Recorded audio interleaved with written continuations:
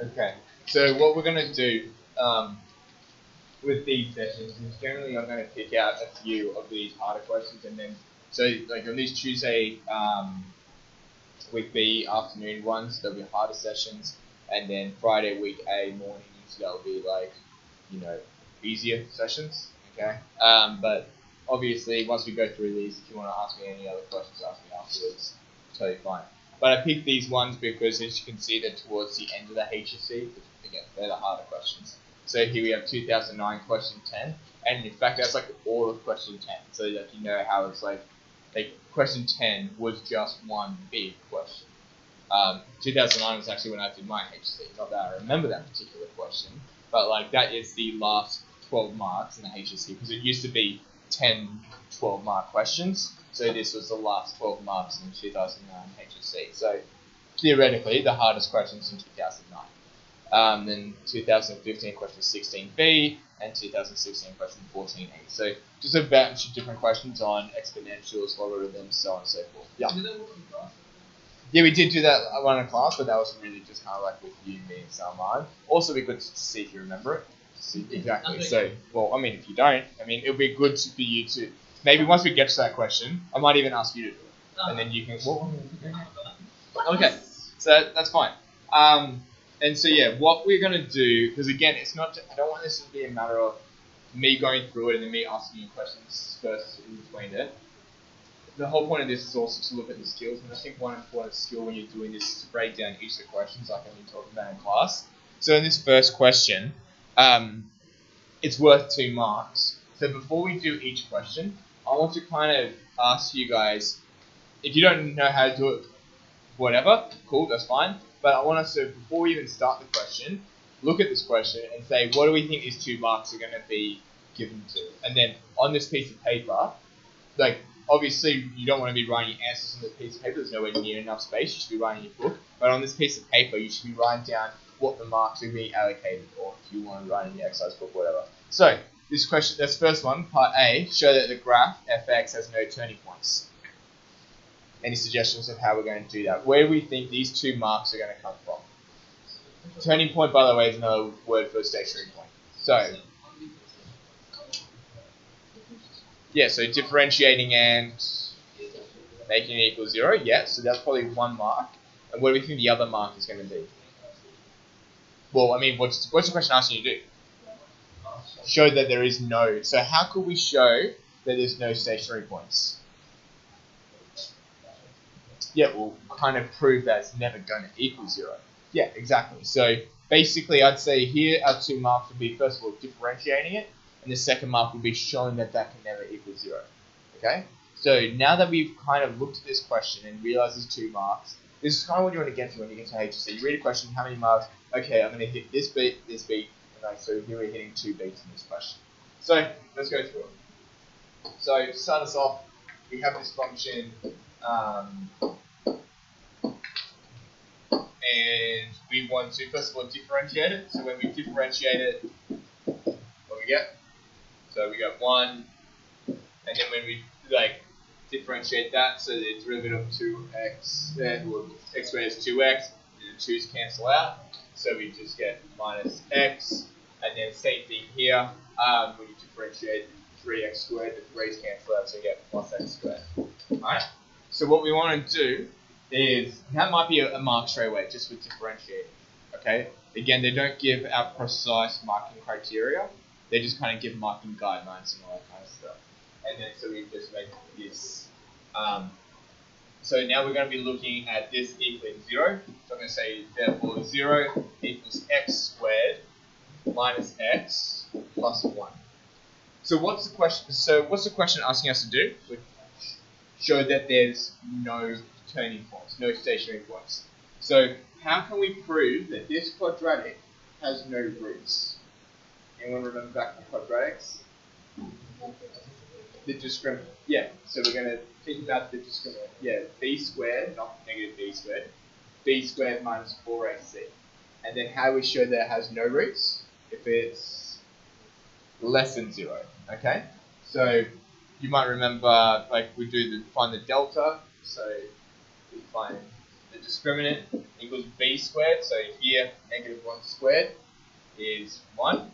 Minus 4 times 1 times 1, so minus 4, which equals negative 3. The discriminant is negative 3. What does that mean? Yeah, no solutions, so therefore no solutions. So what are we doing? I'll recap of this question in a second. And therefore, no stationary points. No stationary points. So just to recap on the question now. So we're trying to show that there's no turning points. Whenever we're talking about turning points or stationary points, we know that means differentiate and make equal 0. Cool with that, right? So basically, from up to here, that's probably 1 mark. And so we're trying to show that there are no stationary points. So to show that there's no stationary points, you basically need to prove that derivative can never equal 0. Okay? This is a quadratic. Alright? So if you maybe, like, another way to do it is put this into the quadratic formula, or try doing PSF or something, and like if you put that into quadratic formula, you'll get like a plus minus square root of negative 3.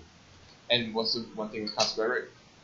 Negative numbers. So once we get to the square root of negative 3, you'll be like, oh, there's no solutions. That's fine as well. But you might remember, this is like something we did towards the end of year 11, quadratics with the discriminant. Remember that? Yeah, so the discriminant equals b squared minus 4ac. And remember, if it was positive, there's 2 solutions. So there'll be 2 stationary points. If it was equal to 0, there'd be 1 stationary point. If there was, yeah. Okay, so by showing that that discriminant was negative 3, we've therefore proven that there's no solutions to this equation. And that equation is going to help us find stationary points, so therefore there's no stationary points. Okay? So there's our 2b. So 1b, the 1 mark for finding the derivative and making it equal 0, setting it up, and then another mark for actually showing that there were no stationary points, answering the question. Yep. What I sub in, oh, yeah, so remember here a equals 1, b equals negative 1, c equals 1. Yeah, so when I sub that all in, b squared minus 4ac, blah, blah, blah, negative 3. Okay?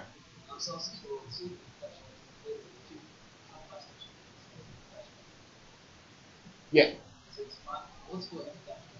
That's points of inflection, which is, yeah. Alright, so going into question 2, and this is worth 1 mark. So, what's probably this mark going to be for? Just find the point of inflection. Yeah. Okay. So, because if we, what was f dash x again? I'm gonna have to keep going back and you guys tell me what the previous thing was. So f dash x. Okay. F dash x was 1 minus x plus x squared, wasn't it? Yep. Alright, so now f dash dash x was 1, negative 1 plus 2x. And so how do we find points of inflection? Make that equal 0. Okay? So when we make this equal 0, therefore 2x equals 1, x equals half. Okay. So far so good. And just to speed it up a bit here, like so now we're going to sub that into that original equation that you guys put on top of it. I think you get 5 over 12. So therefore 1 over 2, 5 minus 12 is your point of inflection. What's the one thing I haven't done here? Whenever I'm finding point, yeah, I need to change check to see if the concavity actually changes. Alright, how do I do that? Yeah, exactly. I'm gonna if my point is half, what's the point on the left? 0. What's the point on the right? 1. Yeah, to sub in 2 values into that second derivative, one should be positive, one should be negative. So whenever you're finding a point of inflection, just making that second derivative equal 0 and find the y value isn't enough. We need to check the nature, or we need to check to see if the concavity actually changes. I know, I'm not totally sure if you would need. You would think so, yeah. So that one you think you would need to check, and the fact that the question says find the point of inflection. inflection means that there will be one. It doesn't say find the point of inflection if there is one or something like that. So there's a bit of ambiguity here, and seeing that it's just 1 mark, maybe you don't need to check it, but still I would always recommend, it doesn't take too long to check, and you should check whenever you're doing points of inflection. Okay, so very quickly, like we just do the table, so let's check 0, 1. So we're subbing this into the second derivative. So obviously when I sub in half, it equals 0. That's what we just found. When I sub in 0, I get -1. When I sub in 1, I get +1. Oh look, the concavity changed. Like it takes 2 seconds for you to check. But then that means you know you have one in sub. Okay? So therefore concavity. So when you put it into the first, say you put it into f dash dash x, if you put it into f dash x, that says an increase in the Yeah, so that doesn't necessarily mean that there's going to be a point of inflection. Because, I mean, you could have, maybe I should draw it up here, so, but like, that is a point of inflection. On the left side it's increasing, on the right side it's increasing. You're not checking to see if there's a change in increasing and decreasing. You're checking to see that's concave down on that left side, it's concave up on the right side. So that could be, maybe that's what it looks like here. Okay, there's a... So if I put it into f dash x, it says that it's going back up to the same thing. Well, we're not subbing into f dash x. We're subbing into f dash dash x. Yeah, but so you're supposed to do it into f dash. Yeah, because that's how you check to see if the concavity changes. Okay. Points of inflection, we don't care if what's happening on the other side in terms of the gradient. We care in terms of the concavity. Yep. Point of horizontal. So if you found a point of horizontal inflection, that it would have been like earlier in the question, you would have found to be that's a stationary point. So say we found that there was a stationary point at 2, all right, and just so happens that when you so it means it's that when you were checking its nature, so you found f dash dash x and you subbed in 2, you found that was also 0. So that means it's a point of inflection, but it's also a stationary point. So it's a point of horizontal inflection. So a point of horizontal inflection is if it's a point of inflection and also a stationary point together. So at that point, f dash x equals 0 and f dash dash x equals 0. Yep, cool. So this one probably definitely won't be a point of horizontal inflection. I mean, we could check that if we sub half into that, it probably won't equal 0. I mean, just looking at it, it doesn't. So yeah, it won't be a point of horizontal inflection. It probably look like that. So now look at this. This one looks a bit fun. Okay, and so show that. But again, looking here, the question says show that it equals that. So even if you couldn't do this first bit, you'd be able to do the second bit and keep going. This is what I've been saying in HSC questions, so you kind of build towards it. So, let's looking at this. I mean, again, it's only 1 mark, so I mean, you just have to show it. And it looks really disgusting, but how do you show things, or how do you do proof questions? You make... Yeah, so you start with one side and you build your way to the other side. So remember, we either need to start with the LHS and make it the RHS, or vice versa. Which one do you think is going to be easy to work with? Definitely not the right one. Alright, because there's nothing to work with here. It'll be very difficult for me to do any splitting here. That left side, even though it looks like a pile of mess, we'll probably be able to fix that pile of mess and make it equal that quite nicely. Alright, before I go into this, why does the question need to stipulate it can't equal -1? Because I'll be dividing by 0 at that point. Because if I do -1 plus 1 plus -1, I'll be dividing by 0. Alright? So if we just start off with this, so part 1, I'll say LHS equals 1 minus x. I'm just going to write the whole thing again real quick. Minus 1 over 1 plus x. Okay? So what we want to do is we're not even going to worry about the right hand side. We're going to keep mucking around with that left side until it seems to work out well. Okay? So any suggestions of what I could do here? What we could do is start just adding we could add those two together, and once we get that, we can add that to it, and once we've done that, we can add that to that. So you don't use No. This is just really at the end of the day, it's a complex question on how.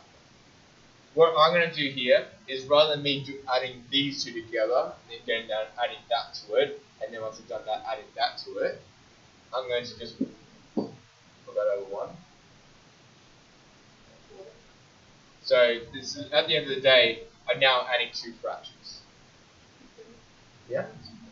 And now how do I add 2 fractions or subtract 2 fractions, I should say? Yeah, the cross method. So you multiply the 2 denominators, then top left times the bottom right, then bottom left times top right. So let's do that. Let's see what happens. And funnily enough, it happens to equal the right hand side. So if we do multiply the 2 denominators together, we have 1 plus x, or 1 times 1 plus x, 1 plus x. Then we do this, so 1 plus x times 1 minus x plus x squared, and then bottom left times top right is minus 1. Okay? What do you think we'll do here? Start expanding. Yeah, so smiley Sam, except this is going to be like some 3-eyed Sam because there's 3 things in the right bracket. So we'll do 1 times 1, 1 times minus x, 1 times x squared, x times 1, x times negative x, x cubed minus 1, all over 1 plus x. I'm just looking at that numerator, is anything going to cancel out? Yeah, quite a bit. What's 1 minus 1? Yeah, close. What's negative x plus x? What's x squared minus x squared? So what are we left with? X cubed over 1 plus x. And what were we looking for?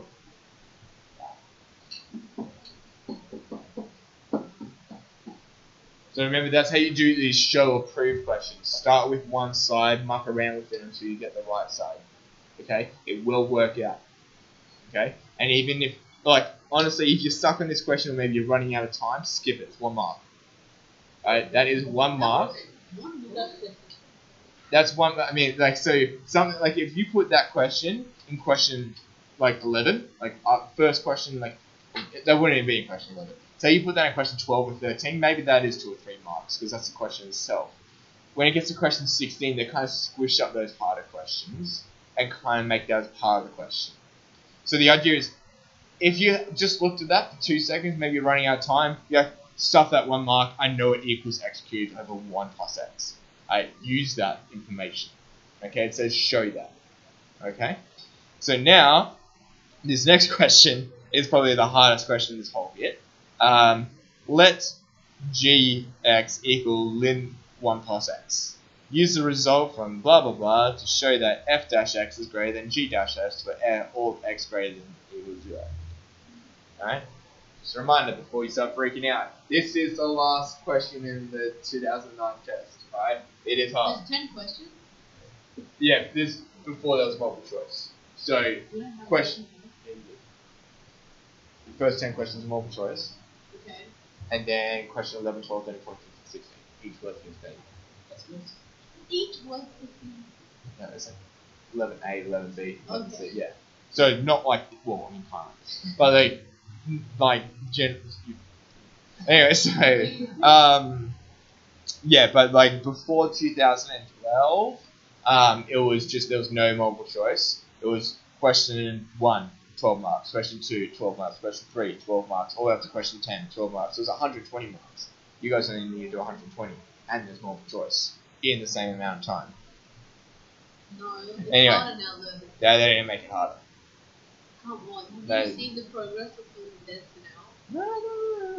Anyway, there's opinions. Anyway, so going back to the whole question bit that we're doing here. So part 2, and look, honestly, this is one of those questions where we're just going to run through it. Well, look, it's 2 marks, okay? What do we think our 2 marks are going to hit the beat? When you see this answer, you're like, oh, I can see, yeah, it's like 4 lines of working. But I mean, what are the things we're trying to prove here? Yeah, f dash x and g dash x. Alright? And these are 2 marks. What do you think one of those marks is going to include? Differentiating. So one of these marks is just differentiating gx, which isn't a hard thing to differentiate. Alright? So you're going to get 1 mark from simply differentiating. So gx equals then, what's it, 1 plus x? Yeah? What's g dash? Remember, you differentiate what's the side. 1 over 1 plus x. Yeah. That could be a mark. Alright? This is worth 2 marks. Who's to say that one of those marks is not given for doing that? Alright? And what was f dash x that we found in part A? It was like 1 minus x plus x squared. Now, does that look a bit familiar? From C part 1? Yeah. And does the g dash x look a bit familiar as well? So, what we're kind of seeing here. Where's the FX coming from? That was from the very start. Remember in part A we differentiated it, so I'm kind of just bringing that back. Because this is all still part of the same question. This is a big 12-mark question. So what we essentially are saying here is we're trying to show, like if we were to we just showed that 1 minus x plus x squared minus 1 over 1 plus x equals that.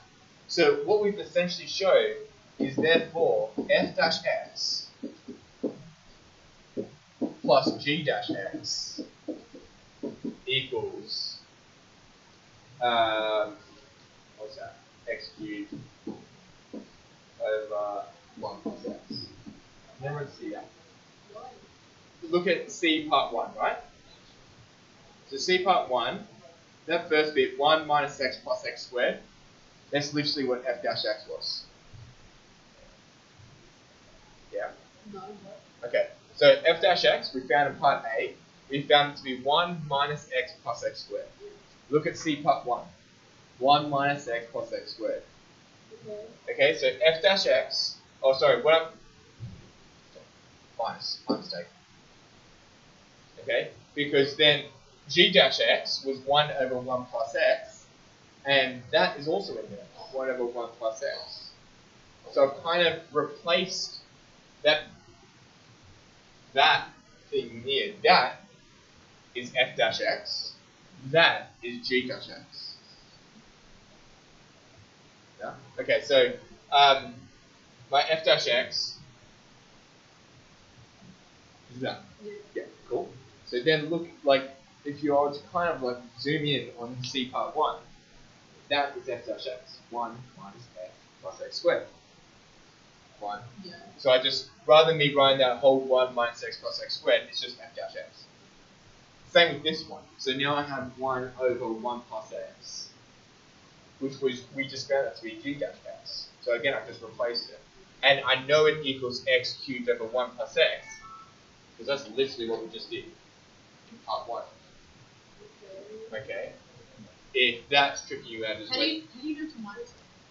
Because, I mean, it's got, yeah, there's a minus in So it. we're just following that. Yeah, exactly. We just follow it. We wouldn't be able to do this without part 1. Yeah. I'm not just bringing this out of nowhere. We just proved it. Alright? So from here, what have I done? Yeah, so now what we can do is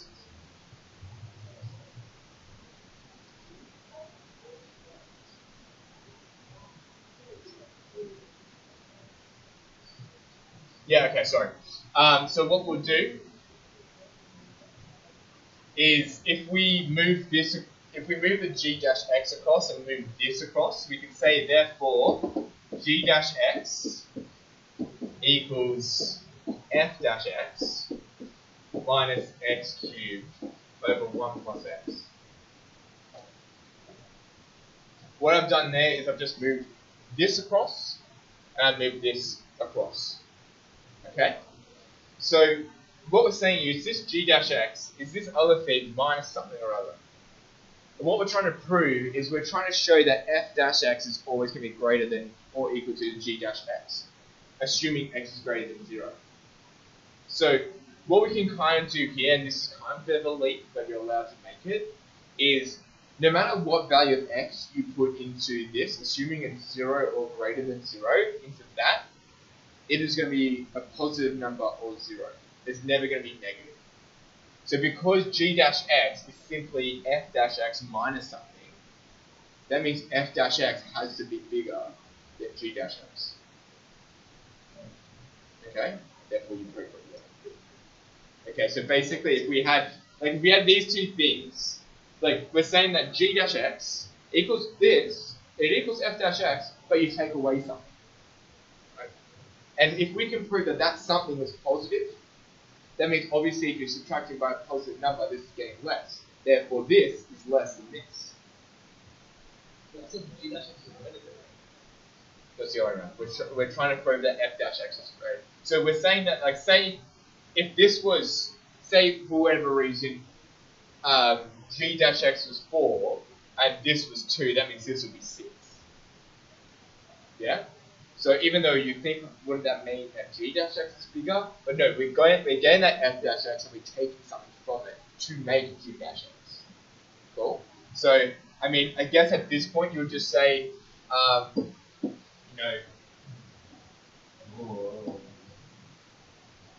so we could say x cubed over 1 plus x is greater than or equal to 0 for all x is greater than or equal to 0. Right?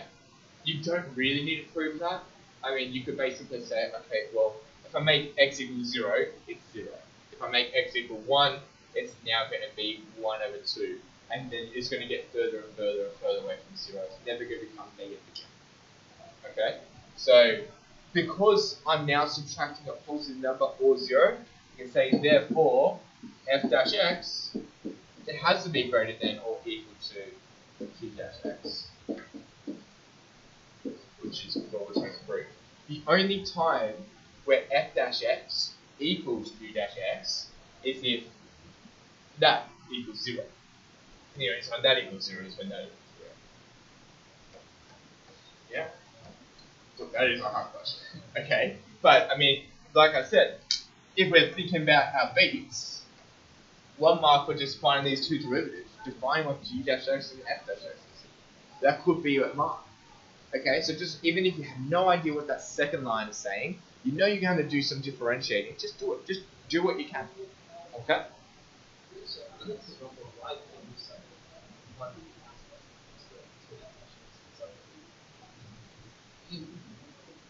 I'm not sure why don't we substitute those values into what values? So why don't we substitute that with 1 minus So why didn't we just replace this with this? Because that would have just gotten us back to there from part 1. Yeah. Yeah, it wouldn't have helped. Because we're trying to show, we're not trying to show that this bit equals this bit, we're trying to show that f dash x is greater than g dash x. Look, there probably is another way of doing it along those lines, but that's the way that I see it. So, next question.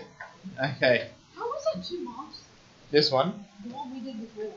Oh, because, like I said, because it's question 10. Oh, yeah.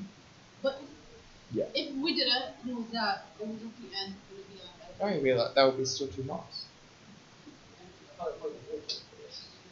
But I mean, like, look, question 16. I'm not expecting you guys, like, don't take this the wrong way. I'm not expecting people to get 15 out of 15 for question 16. That's for the James Rusians of the world. Okay, that's like that is very, very hard stuff. When I look at question 16 when they come out each year, I'm like,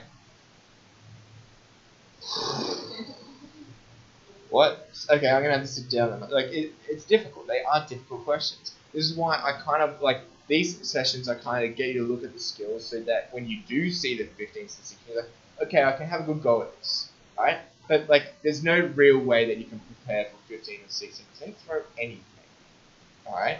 I know that sounds really intimidating, but that's the kind of case. But question 11, 12, 13, 14, that's your bread and butter. When we get closer to the trials, I'm going to say, question 11, you're going to get this question, this question, this question, this question, this question, and this question. 12, this question, this question, this question. Like, it's always, like, if you look at the past HSC questions, they keep hitting those same things every single time. So, this harder sessions is just to emphasize in these harder questions. So, on the same set of axes, sketch some things, blah, blah, blah, and blah, blah, blah, for x is greater than 0. Alright? Sketching. Ivan's favourite thing. So, first of all, straight away, we know that we're sketching if x is greater than 0.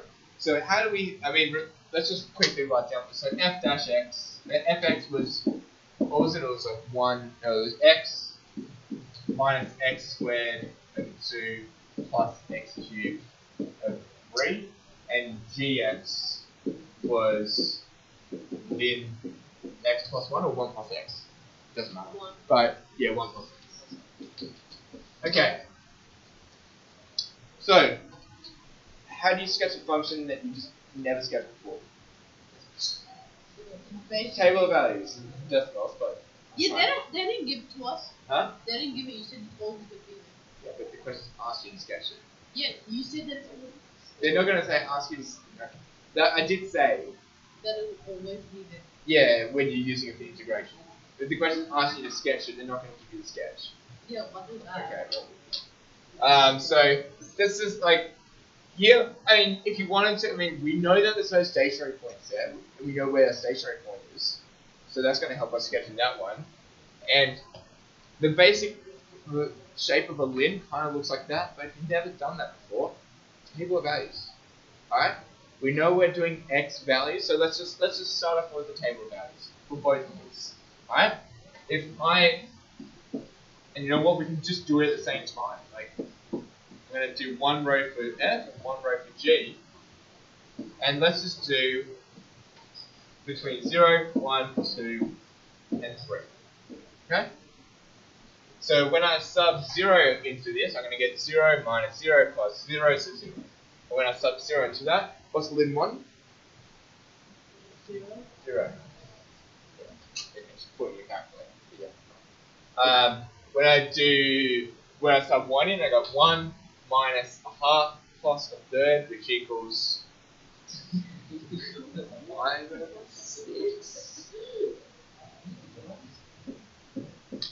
Something like that. This is just the table of values, and then when you do, no, that wasn't right. Yeah, it was. Yeah, it was right. And then this would just be ln 2. God knows what ln 2 is. Like, someone just do ln 2.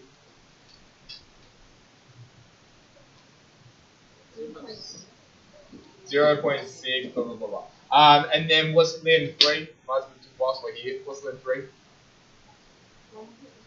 1.09, blah, blah, blah. What's ln 4? 1.3, that would be. Alright, so, and then these ones, it'll probably go up, right? So just quick table of values, and then let's plot these points. So we see that our x values need to go between 0 and 3, and our y values need to go between 0 and 2. Alright? So that's going to be like our Cartesian plane that we're going to draw up on a set. And it's asking for the same set of axes.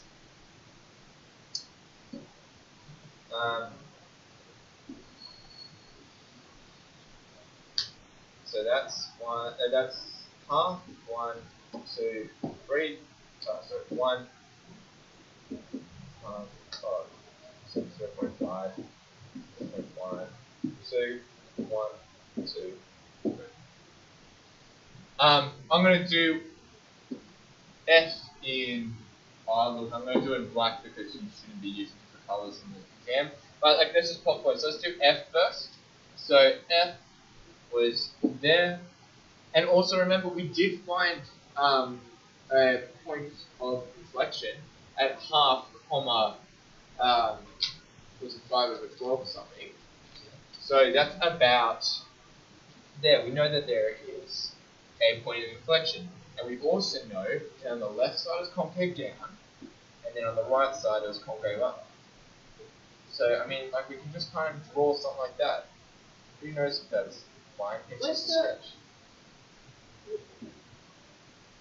How are you using the table of values to Look, honestly, I probably should have been a bit more precise. I'm just going to fix that up. That was definitely wrong, in fact. Because half should be there. And then, so 1, when I sub 1 in, like 1, 5, 6, 5 over 6, it's like there. You're just doing F right now, right? Yeah, I'm just doing F at the moment. And then 2 could be like up here, but like it doesn't really matter. This is just a sketch. So let's say it looks something like that. Okay? And then we need to label it, so this is fx. This is very important that we label it on this one because we're sketching 2 different things. Alright?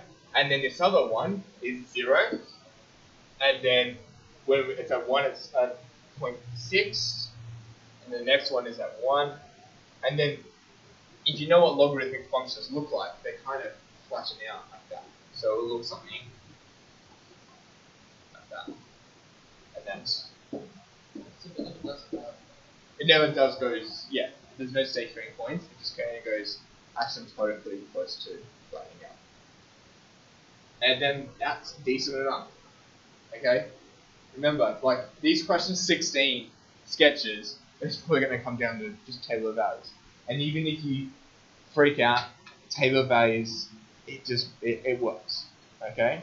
You don't want to do it in questions like around question 12 or 13, where in part 1 you found the stationary points in the nature, part 2 you found the points of collection, part 3 you found the intercepts.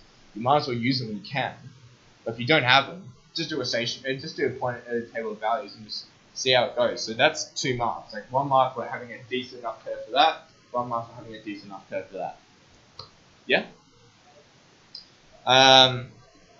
Next question.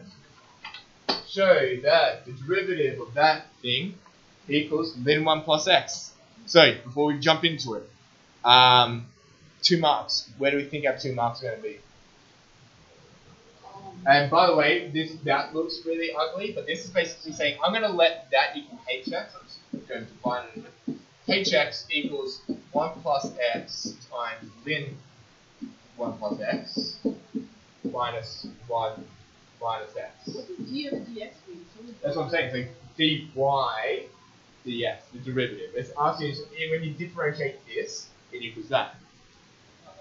So I'm just going to say, instead I'm going to write as maybe h, because that kind of looks like up in. So I'm going to make it kx. Okay? So what the question is basically asking me is, differentiate that. Okay? So 2 marks. Where do we think our marks are going to be?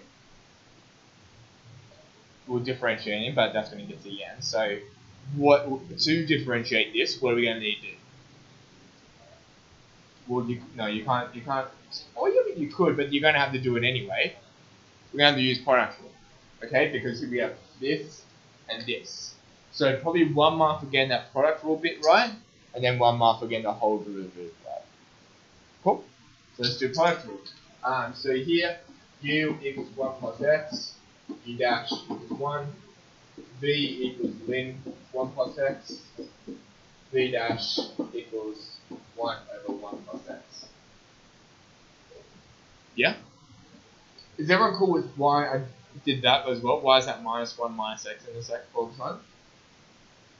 It was originally, and I just expanded it. So minus 1 and minus x. So why did you bring that into the... Yeah, I know it, but why did you not tell you to do and b? Yeah, because that's only focused for this bit. Okay. For the product rule is only encapsulating that bit. I mean, differentiating -1, it goes away. Differentiating -x, it's just -1. Alright? So, therefore, k dash x equals that, so ln 1 plus x, and then 1 over x, so 1 over 1 plus x times 1 plus x, minus 1 goes away, we've got minus 1, and then... Does that not go away? Yeah, it does. Well, it doesn't go away. I mean, anything divided by self equals 1. So we have ln 1 plus x plus plus 1 minus 1 equals min 1 plus x, which equals the RHS.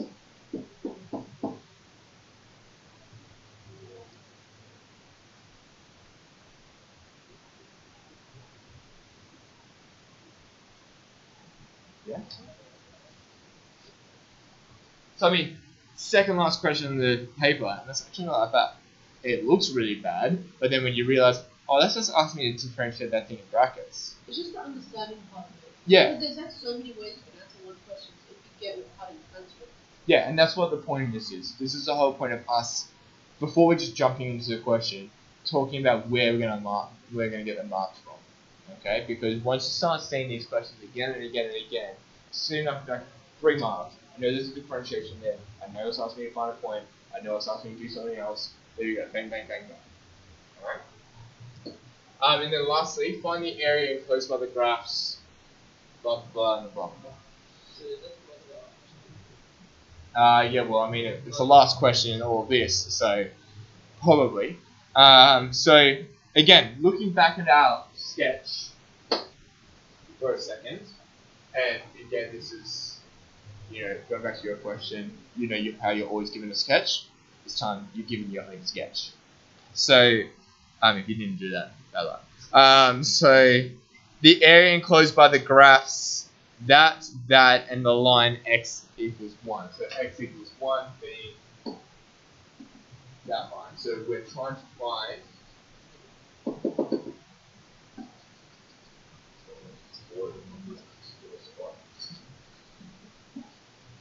we're trying to find that. Yes. Yeah. We'll integrate underneath fx between 0 to 1. Subtract underneath gx between 0 to 1. What? Okay, so integrating. So we want to find the area down between two curves, right? So to find the area between 0 and 1, we need to integrate underneath fx, because that's fx. Yeah. And then to find this white bit, I need to integrate minus. And then I'll minus. Yeah. So before we jump straight into it, because you come like, oh, easy peasy. So we're going to do. So what are we integrating between 0 and 1? Why 0? Because that was the point of the intersection. That's where the both values are. You can see that in the sketch. So 1, 0. And which one's going to be first? So we're going to subtract them from. Which one's on top? fx. Alright? So let's just run this first, just so we're clear of what we're doing. Oh boy, don't do this to me. We get it, don't worry. Would you? Yeah, that part. Yeah, I know, that but part. I can't continue writing. Wait, what? The other side. Oh, thank God.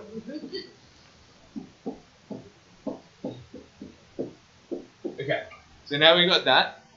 So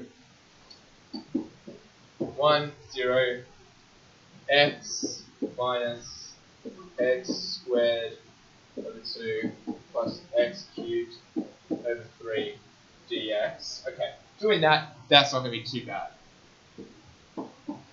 How do we integrate that? You have no clue. Except for the fact that we just did it. So in the previous question, we just differentiated something that equaled that. So what happens if we integrate that? We'll get back to whatever that thing I called kx.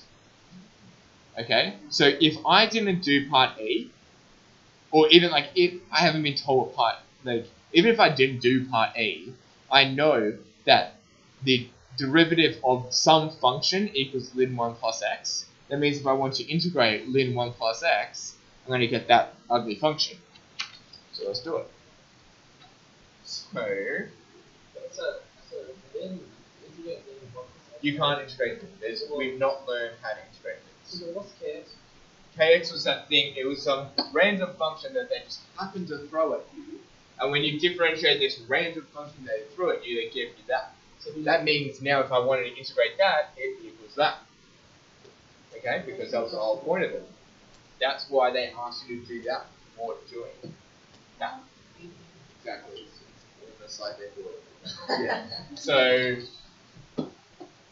and then so a big ugly derivative. So this will be x squared over 2 minus x cubed over 6 plus x4 over 12, 1, 0 minus then this big ugly nonsense. So 1 plus x ln 1 plus x minus 1 minus x. Do I need to do the exponential? Because I kind of want to continue to do it.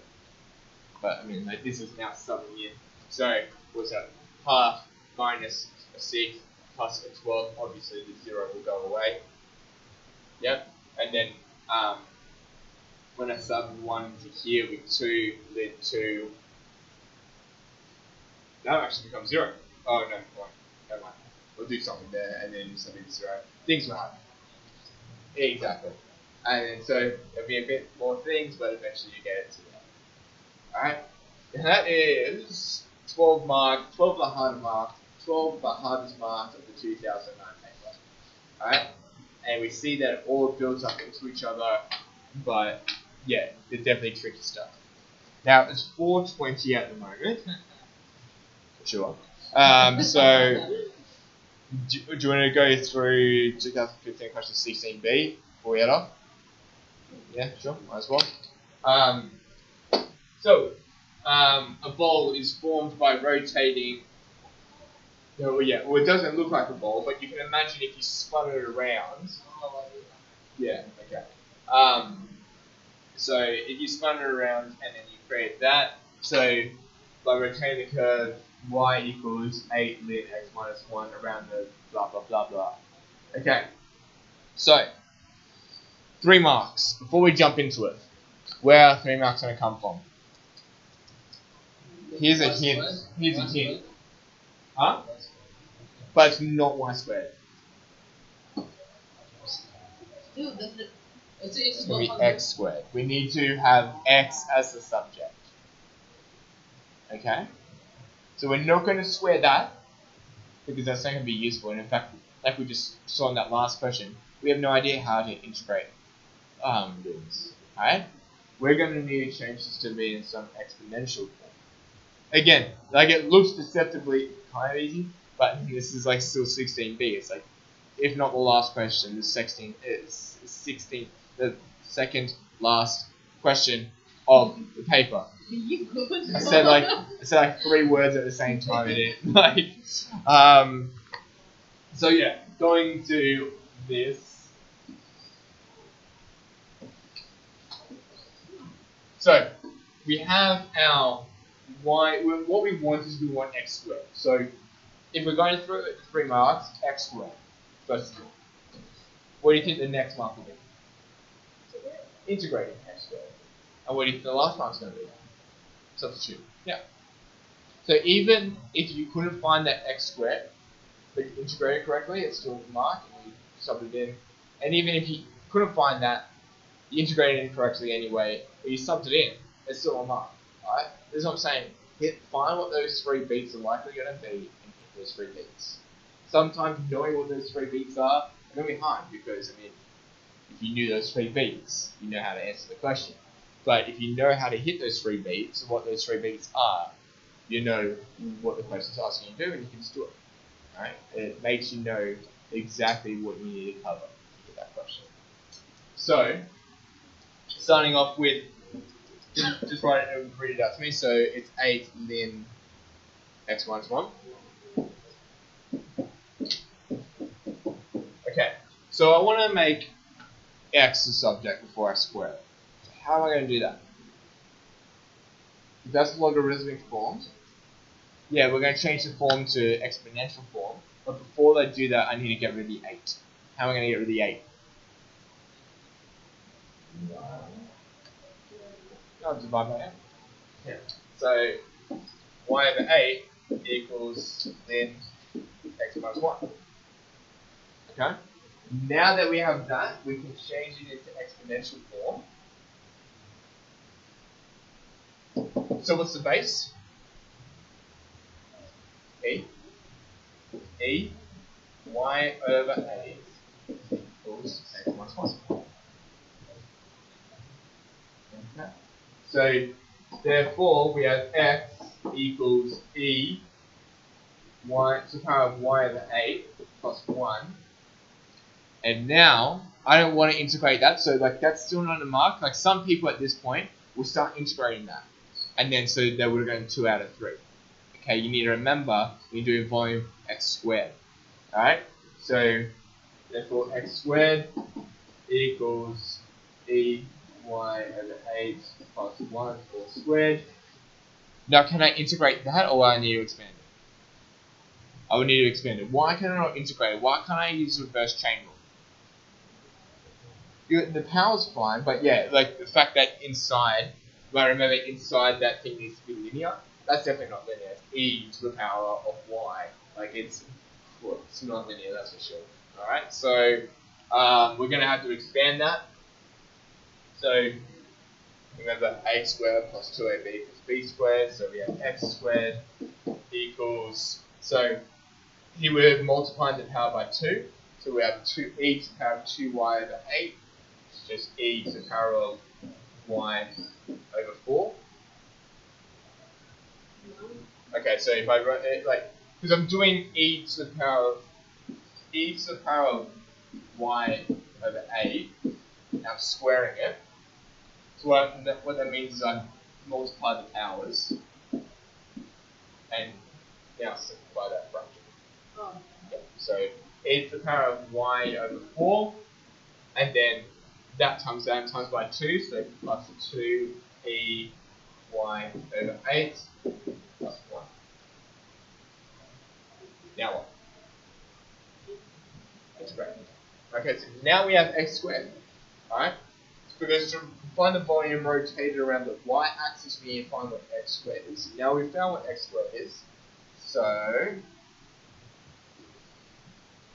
therefore, the volume is pi times, what were the two boundary points? 0 and 6. 6 and 0, e y4 plus 2 e y over 8 plus 1 dy. So it's dy because we're rotating around the y-axis. So that means we need to integrate with respect to y. And so now, do this whole thing, so pi. So, how to integrate exponential functions? You don't increase it by 1, that's if there was x to the power of y. You differentiate the power, then you divide by that power. It's on the formula sheet. 1 over 4. Sure. I mean, like, so. Did we do that before? Yeah. I mean, if I want to differentiate that, I'll just differentiate the top. Then the bottom will be 1 over 4. So I'm going to divide by 1 over 4, but dividing by 1 over 4 is the same as times by 4. Or not. Because fortunately, it's asking me to do it to one decimal place, so we could, if we wanted to, just do, maybe it'll make a bit more sense, and then we keep the thing the same.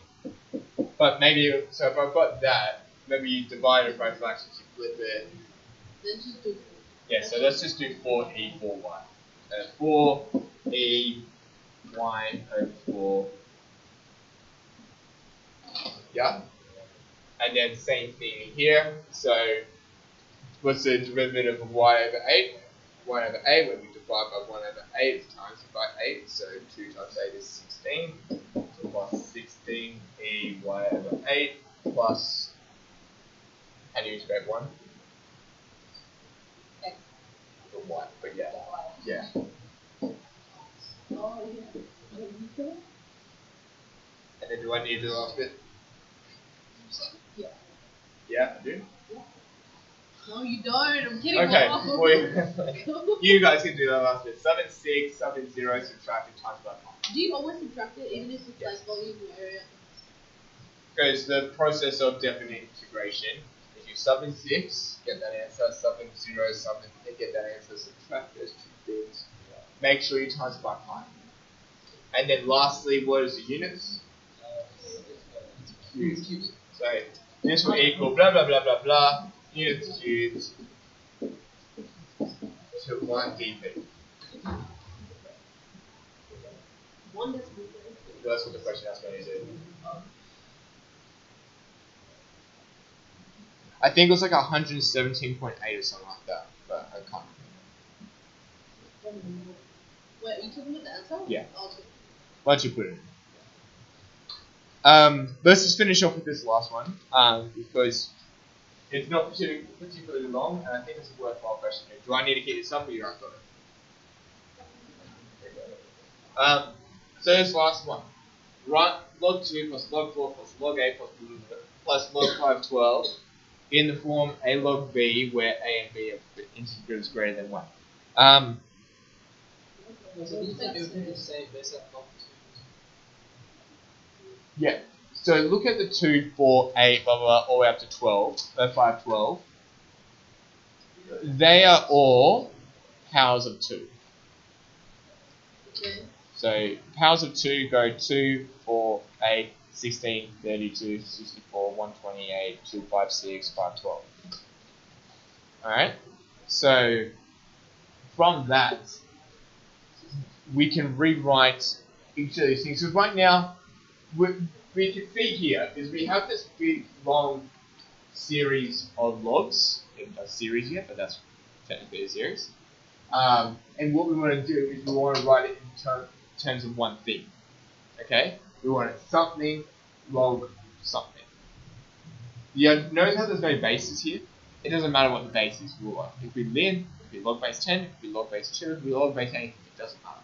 This will work. So they're kind of disregarding it completely. The fact that it's all into one thing, that means we're going to want to probably compile these all into 2. So that's 2. That's like 2 to the power of 1. That's 2 to the power of 2, 2 to the power of 3. So on.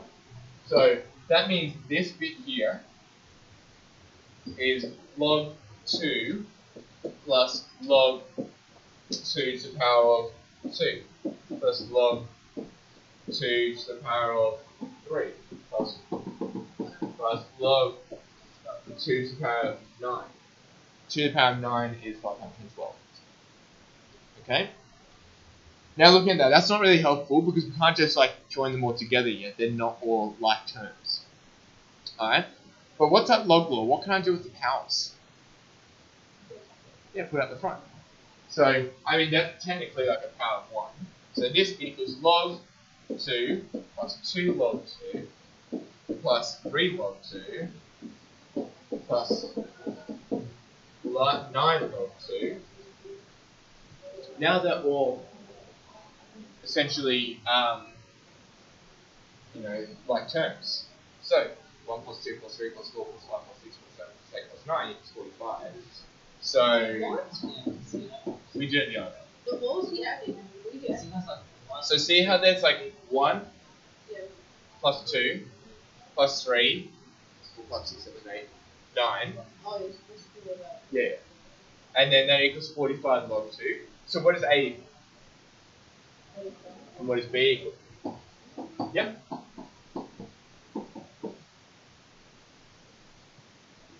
So, in this question, seeing that it's asking to find the value of 2 things in 2 marks, what do you think the marks are for? So it's kind of that's. But so some people probably would have been like with B, like oh, the all powers of 2. I reckon there's probably going to be 2 in there, so B is 2. All right, just have a crack. All right, and then they might notice in the 45. But yeah, again, that is 14E. So that's kind of like getting, like that's the last question 14 before you start getting to question 15. And I think when we looked at it, I can't remember exactly what I think it was like 0.67 out of 2 was the state average or for that question. So like, what? Right, less than half of it. Less than half the state. No, the majority of the state probably got 0. But then the Jamesburgians would have the average. So, yeah. That is a hard question. It's probably the hardest question, 14. Obviously, it's 14 each. So, yeah. Anyway, I guess by the fact that you guys are all packing up, you got no more questions. This is totally fine. That's like we've been here for almost an hour, so that's totally fine. But yeah, look, again, I'm not expecting you guys to be able to walk after these things being like, oh yeah, now I can do this question, but no. The idea is to kind of at least see it. Hopefully now they've seen twice. But like, the idea is over this time, this isn't gonna, like, doing these hard questions isn't just something that you just get all the time. Like, keep going to these, and you start getting introduced to these ones that really make you think. Then we'll start seeing like little tricks and stuff that we can do. Okay. Inevitably, it's gonna be hard for me to teach it because, without trying to make myself sound really good, I look at the question and I see the answer. But like that can. There's no reason why that can't happen with you guys as well. But it just comes with practice. So yeah. I guess that also means if you can come to the Friday morning ones in week A as well, because obviously that means we're going to be covering like questions 11, 12, and 13. So like I said, that's your bread and butter. Like ideally, you want to get question 11. You got 14 or 15 out of 15 eventually, because that's going to be like your basic questions. All right, maybe one silly mistakes you get 14. That's what I'm saying. But I want you guys looking at reading time, you're like, cool. Question 12, you should be like, cool. Question 13, it's always coordinate geometry, so hopefully it's fine. That was, it's like always. Like, besides last year, and then like 2011. 2 years where it was like question 14 instead. Like, it's always there, so yeah. I should probably stop this recording.